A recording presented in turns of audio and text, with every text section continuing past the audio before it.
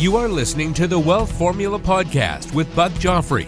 Get ready to change your life. Welcome, everybody. This is Buck Joffrey with the Wealth Formula Podcast, coming to you with the first recorded podcast of the new year. And again, Happy New Year to you. And thank you for being part of this community. And today we have an interesting show. It's really, something I think that we ought to be thinking about, which is this question: is debt a problem? And I know, of course, the answer is generally yes, but we normally focus on public debt. In other words, national debt. But should we be focusing on private debt? That's really the question that we're going to have our expert address today. In the meantime, let's go back and review some basics. Let's talk about debt. Because at some point in your life, someone has told you that you need to pay it all off. On TV, you see the likes of Suze, Orman, and Dave Ramsey telling everybody in the world that you have to get rid of all that debt before you can get anything else. And I will tell you this, they're not entirely wrong, because they are, listen, they're just talking to the masses, right? The masses aren't a group of sophisticated real estate investors like you who are thinking about using leverage in a very smart way and distinguishing between different kinds of debt. I mean, Robert Kiyosaki, of course, in his books, Rich Dad, Poor Dad, Cash Flow Quadrant, famously made that distinction between good debt and bad debt in his writings. He said that, the things that help, grow your business and ultimately put money in your pocket, those things are good, right? That's good debt. And then there's bad debt. That's the stuff that, credit card debt to buy a TV that you can't afford. That's bad debt. Of course, it gets more complicated than that, right? I mean, we've had this conversations in Wealth Formula Network a number of times where we say, well, a mortgage on your house, your personal residence. Now, is that good debt? Is that bad debt? Now, that's a little bit tricky, because by definition, the Kiyosaki definition, it's not good debt, because, a mortgage on your personal residence isn't really helping put any money in your pocket, right? But on the other hand, paying off your mortgage and having all that money in your house makes it essentially what I call dead money, right? It's not anything you can really do. It's just sitting there as equity in your house. And that has the additional problem where you become a bigger target of creditors. It becomes a big, you get a big target on your house for anything that could go wrong. So anyway, it's not as cut and dry as you might think. There's, even on the standpoint of mortgages, it's not completely cut and dry. At any rate, what we do know is that personal debt right now is skyrocketing. It's not something we really think about, but it's something that tends to be overshadowed by the behemoth national debt problem we have. And my guest on this week's Wealth Formula podcast, Richard Vague. Now, he's saying that the real focus should not be necessarily on that national debt, not that it's not important, but the real problem, the real calamity in the makings is this issue of personal debt that is now going over the 160% of GDP mark in the United States. So a really interesting listen. This is a conversation I really enjoyed with Richard, because not only is he a really smart guy and a banking expert in all that, but he's also an entrepreneur, a serial entrepreneur. So it's good to hear his take on that. So when we come back, Richard Vague on private debt. Welcome back to the show, everyone. Today, my guest on Wealth Formula Podcast is Richard Vague. Now, Richard is an interesting guy because he started out, as a very effective entrepreneur, a venture capitalist. He's a co-founder and chairman of CEO of an electrical company, a natural gas company, and a co-founder and CEO of 2 national consumer banks. Now, what's unique about Richard is now he serves as Pennsylvania Secretary of Banking and Securities. So usually when we get those kinds of positions, it seems like a lot of those people end up being academics and not necessarily having real world experience. So, Richard, so excited to have you on the show today. It's a real honor to be here. Thank you. Now, Richard, you also wrote this book, The Case of Debt Jubilee, which I assume is really, making the thesis of what we're going to talk today, but maybe we'll talk about that a little bit later. For our audience, for my audience, let's start with this question here, because I think the fundamental idea that I think you're talking about is this concern being overseen that it's not necessarily the national debt or sovereign debt that we should be concerned about, but more private debt that we should be looking at. Maybe just because we have so many people who are not economists, maybe you can kind of create for us a sort of infrastructure for thinking about that before we kind of dive in. Absolutely. And thanks for teeing that up. But yeah, we study this pretty carefully. And private debt, which is the debt of businesses and individuals, now totals, some $35 trillion. So it's quite a bit higher than government debt, which is in the $25 trillion range, growing rapidly, of course. But private debt has had the bigger effect on economic outcomes. And to put it in perspective, right after World War II, let's say around 1950, private debt as a percent of GDP, which is a way to think about it through time, was less than 50%. And today it's about 160%. So private debt, the average amount of debt that the average household or business carries, has tripled in that period. And that's weighing down a lot of folks. And it's mortgage debt, obviously, but more recently, it's been a huge growth in student loan debt, credit card debt, buy now, pay later debt, automobile lending debt, you name it. And it's one of the things that impedes economic growth. So let's back up. When we talk about, we often hear about the concern of, national debt. And tell me why you're perhaps less concerned about national debt than, traditionally we hear from politicians. Well, it's not that we're not concerned about it. It's that we're less concerned about it. We've studied the debt of over 50 countries going back almost to World War II in most cases. And that's really about 90+% of world GDP and world debt. So we've studied very actively debt trends everywhere across the globe. Increases in government debt rarely cause any issues, if you think about it empirically. Rapid increases in private debt bring financial crisis. The crisis in the United States at the end of the 1980s was brought about by junk bond debt and commercial real estate debt. Obviously, our 07-08 problem came about by a doubling of mortgage debt from 5 trillion to 10 trillion. So we can find example after example after example of private debt growth bringing financial crisis. When you're in a large developed country, you really are hard pressed to find examples where growth in government debt creates much of an issue. And one of the reasons for that is government debt and spending government, to use the colloquial term, government can print money to pay back its own debt. Sure. And so, it doesn't create the repayment crisis that it obviously does in the private sector. Now, let me ask you this. One thing that I've heard in interviewing some economists lately is that savings rates have actually gone up. Is that true? And if savings rates go up and household savings rates, do we look at the debt as people who essentially are not paying down debt, but their savings rates are going up? How does that work?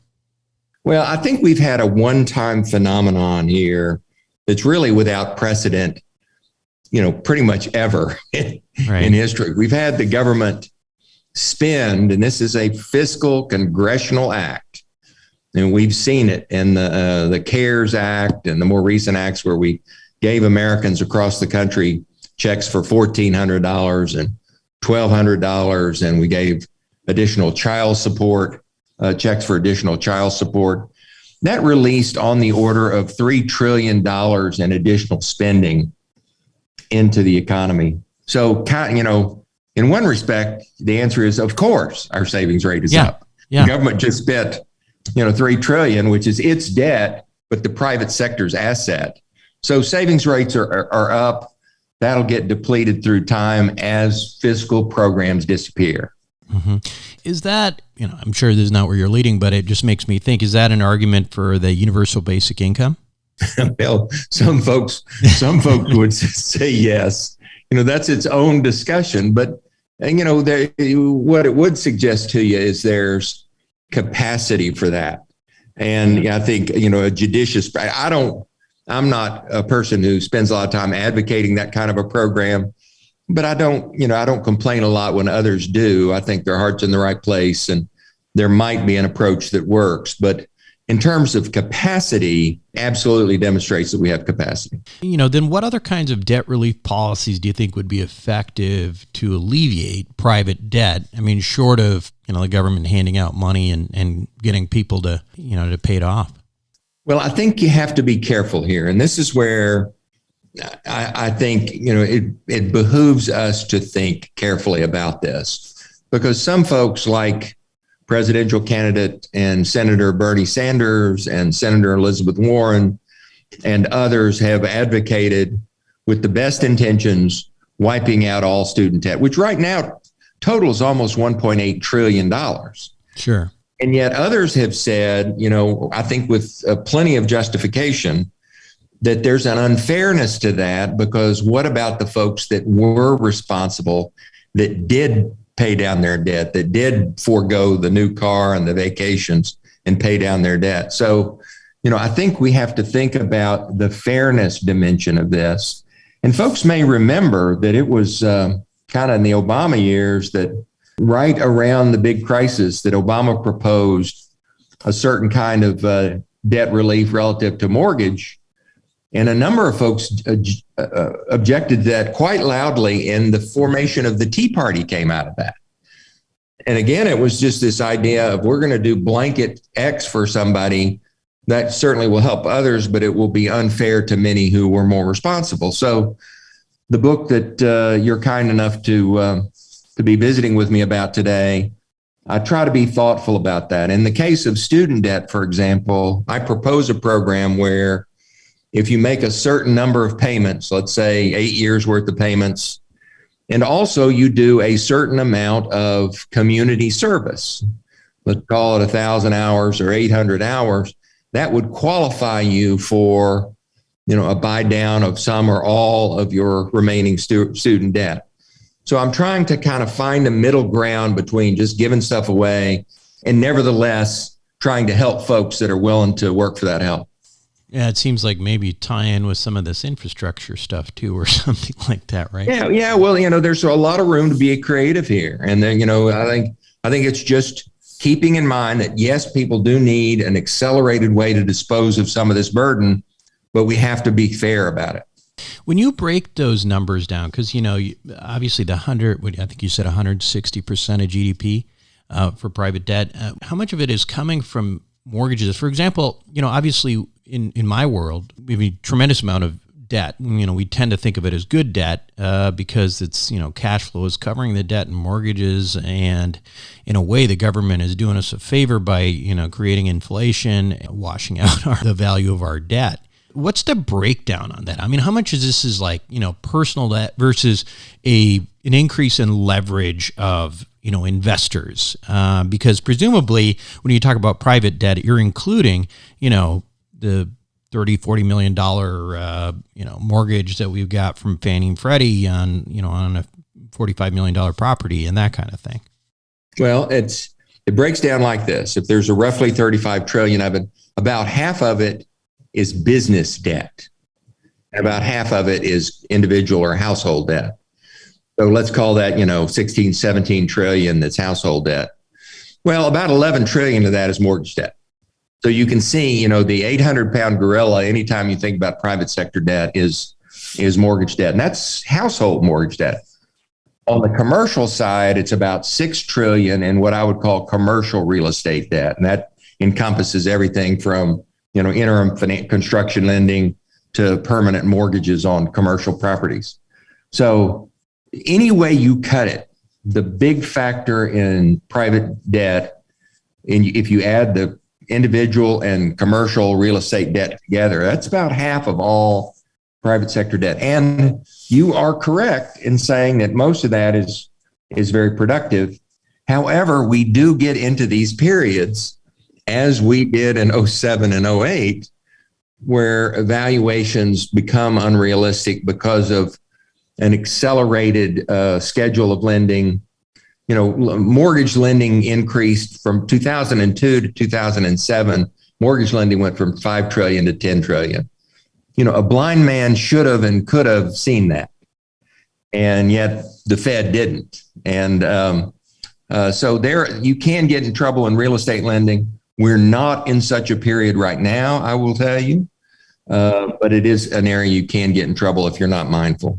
Got it. So I guess the next question is for me is like, we're not in trouble right now per se on the mortgage side. What kind of triggers and time are we looking at? What kind of warnings are you looking at to say going from we've got a problem to straight up economic calamity? Well, it's not subtle and it's not hard to detect. Yeah. I think what we do, and I go into this in the book. And I also have, a web service that covers this.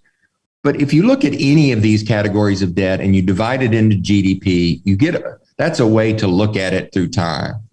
And if real estate debt or any other category in ratio to GDP stays pretty constant or grows slowly, you don't have a problem. We would estimate that if that category increases, let's call it 30 or 40% to GDP in a 4 or 5 year period, you got yourself a problem.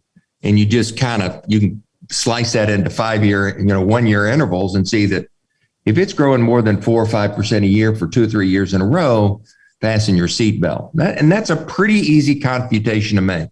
And in all of our analysis of crisis, whether here in the United States, China, Japan, elsewhere, it's never a subtle movement that you have to have a microscope to detect. These are big, obvious problems. If you look at the housing market right now, I mean, we have had a huge change, right? So why would you say that we're not necessarily there right now? Well, several reasons. One of them is that our mortgage debt to GDP has stayed pretty flat. It's ticked up a little bit here in the last year, but not enough to be alarming.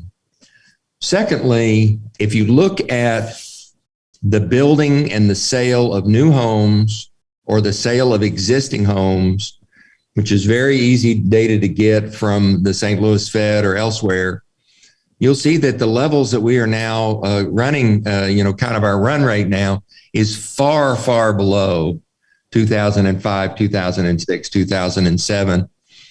I think what has happened here is that our inventory of homes for sale was at on a rate basis at an all-time low. The inventory of new unsold homes in 06, 07 was, let's call it 2.7 million homes. Today it's 1.3 million homes. So even before the pandemic, there just kind of weren't any. We had this phenomenon that we all are very aware of, where folks are buying second homes. If they live in the downtown, they're buying homes in the suburbs. If they live in the suburbs, they're buying homes in rural America. We see that throughout Pennsylvania, little towns. Inventory they've carried for 50 years is all sold at the moment, but they haven't yet sold their existing home. So you have this phenomenon of a lot of additional home sales that primarily induced by the circumstances of the pandemic on a very low inventory base. But we do not have anything close to an oversupply of unsold inventory. Yeah. That's sort of essentially what we're kind of seeing on the market too, is there's just still such demand for housing. And in some of the major markets that we're focused on, there's so many jobs and continuous need for housing that has not outpaced our growth. So let's talk a little bit about one question I have that I've been asking a number of economists and other types of financial experts who come on the show. And I'm curious at your thoughts on this, Richard, is that, a lot of the things that we talk about and we've been talking about today, debt and, the potential for that debt to become so burdensome is, has the potential of creating economic calamity. One thing that I'm curious about is we've seen sort of a next level intervention from the Fed and from the government. Do you think that fundamentally the rules of the game have changed in the sense that calamities like the one you're talking about, that there would be such overwhelming government and Fed stimulus that you can avoid those types of things going forward. I know it seems kind of ridiculous to suggest, right? This time it's different, right? But on the other hand, we're just seeing really unparalleled interventions. And I'm curious what your take on that is and how it affects your projections. Well, the Fed has certainly learned how to mitigate the effects leading to a crisis. If you look at 1929, the Fed did everything wrong and the Treasury did everything wrong. And by the time you got to 1987, we had learned a lot and we mitigated it somewhat. In Japan, who was having their crisis at essentially the same time, the early 90s, was able to mitigate it somewhat. We did even more in 2008, when we did $1 trillion stimulus program. And now what we've done makes all that look very tame in retrospect. We've done, essentially $3 trillion worth of. So we have certainly learned how to mitigate it. However, the underlying issue in a financial crisis, and I'm not talking about the pandemic crisis, I'm talking about Japan in the 90s, the US in 07, 1929. The fundamental common denominator of those crises is overcapacity. Too many houses, too many office buildings. In the 1800s, we had a whole bunch of these crises. It was too many railroads. It's some big factor in the economy. The Fed can soften the blow, but if you're a builder that's built, 1,000 too many homes, you can soften the blow for me, but you can't take care of my fundamental problem. Only time can dissipate that inventory.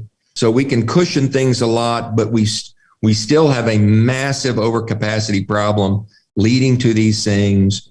And you don't need to hire construction workers when you got 1 million too many homes, and you don't need to hire them from several years. So employment is impacted. The banks that made the bad loans have to take the time to recapitalize. To be a little repetitive here, can soften things, but it can't make things go away with a magic wand. It's funny because you were talking about overbuilding. I had this image of all of those all that vacant real estate in China. How are we doing compared to the rest of the world in this area? Quite well. There are problems. We look at the 7 largest economies in the world with regularity, and that's includes China as the world's 2nd largest economy, obviously. And the current estimate is that there's 90 million houses and apartments in excess of what they need, empty houses and apartments. China's got a problem. And, we talk about government mitigation. China's government knows how to mitigate problems. That doesn't mean the problems aren't there and they aren't going to have things they're going to have to wrestle through. We see this with Evergrande, and Evergrande gets the headlines. There's dozens of other big companies with similar problems. I think 2 things happen as a result of that. I think China probably manages to keep a baling wire around the whole thing. But what China can't do is sustain a 7 or 8% growth rate for the next decade. And that's what they've been doing historically. Their growth rate probably comes down to low single digits. And since they've been half of global growth, that half kind of disappears.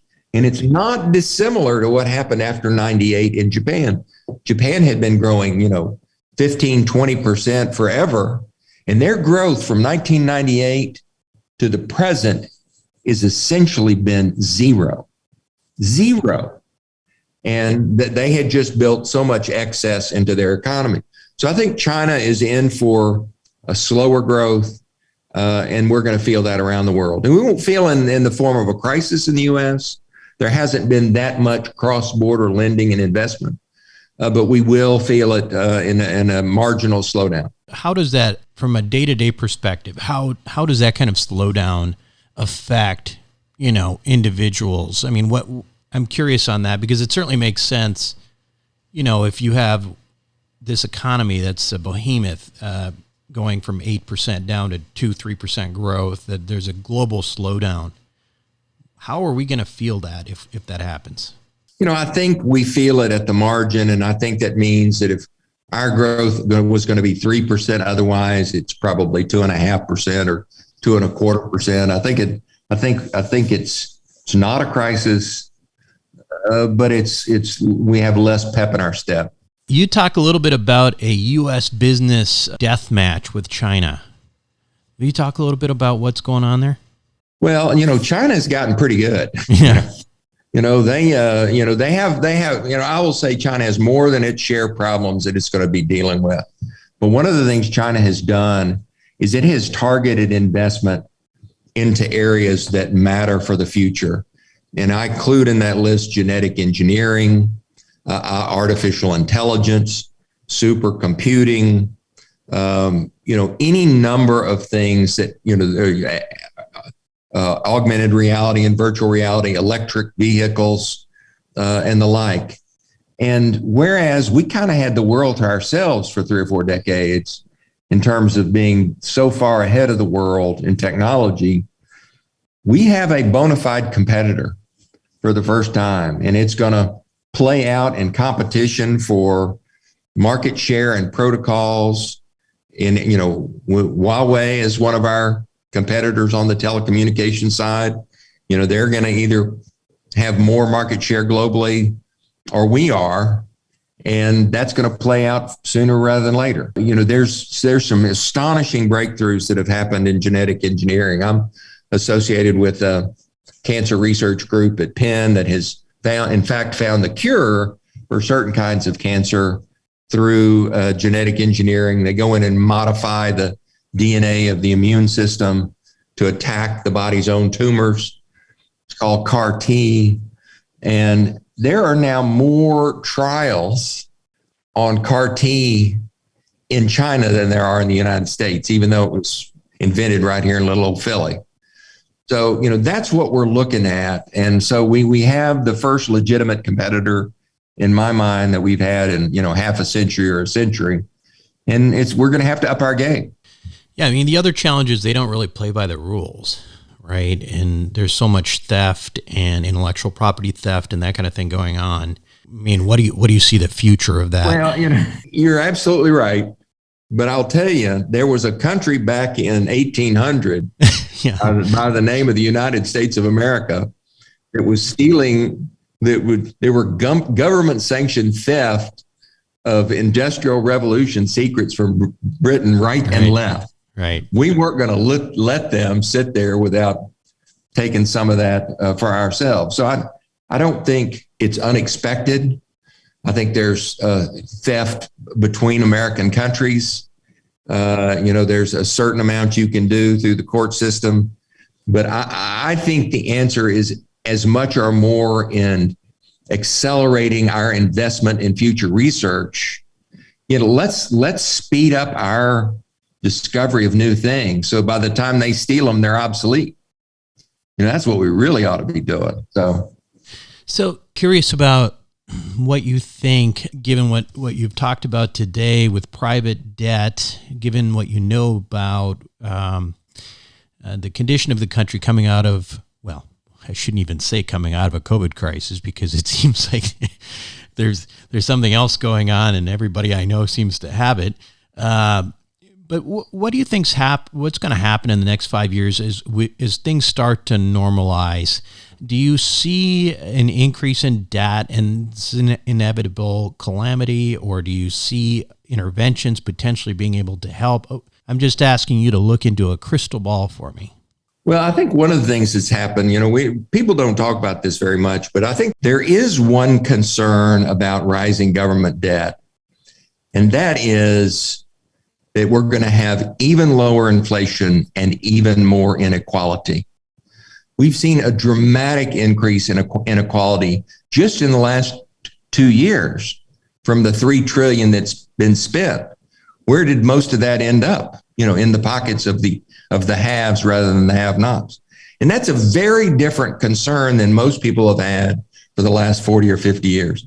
Everybody always thought higher government debt brought high inflation. Well, the opposite is the case, and we don't have to look much further than Japan to know that's true. Japan's government debt is 250% of GDP. Ours is 130%. Their money supply is 211% of GDP. Ours is 91%, and they have zero inflation. In fact, they have negative inflation. So I see a world where it's somewhat slower growth. I see a world that after we get through pandemic, inflation is back to low inflation. And I see a world where inequality is increased. What that means is a lot of folks that do have money have more. I think your clientele that are making savvy decisions in real estate will probably do better and better. But societally, I have concerns that we have increased polarization, increased unrest. I don't think that rises to the level that some folks do, but I do think that makes things very painful for us kind of in the background. Yeah, it's something that a lot of people have brought up. Hopefully we can come up with some kind of plan for that. Richard, the book is The Case for a Debt Jubilee, and also you have an illustrated business history of the United States, right? Where can we get? Are those available on Amazon? They absolutely are. Fantastic. And then you also have a website. It's www.richardvague.com. Tell us what kind of information we can get there. Well, it's just the books that we've published, including the two you just mentioned, and some data sources that really play into some of the discussions we've had today. Fantastic. Richard, thank you so much for being on Wealth Formula Podcast. Would love to have you on again in the near future. Well, you have a terrific show. Keep doing the great work, and thank you for including me. Thank you. We'll be right back. Welcome back to the show, everyone. Hope you enjoyed it. I certainly did. I think these guys like Richard are really great to have to continue to improve your overall sense of macroeconomics and what's going on in the world.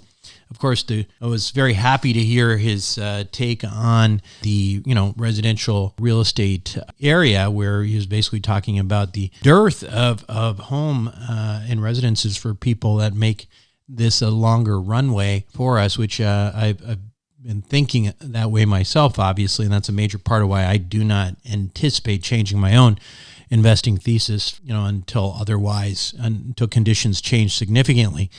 But that said, it is something to think about, and I think debt is something that we all ought to be cognizant of. It's, leverage.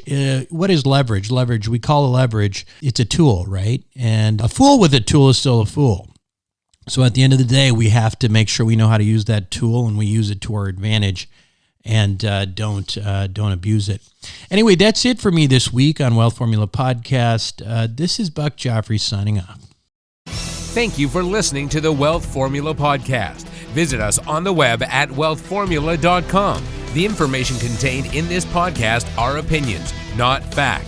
As always, consult your own financial team before making any investment. See you next time.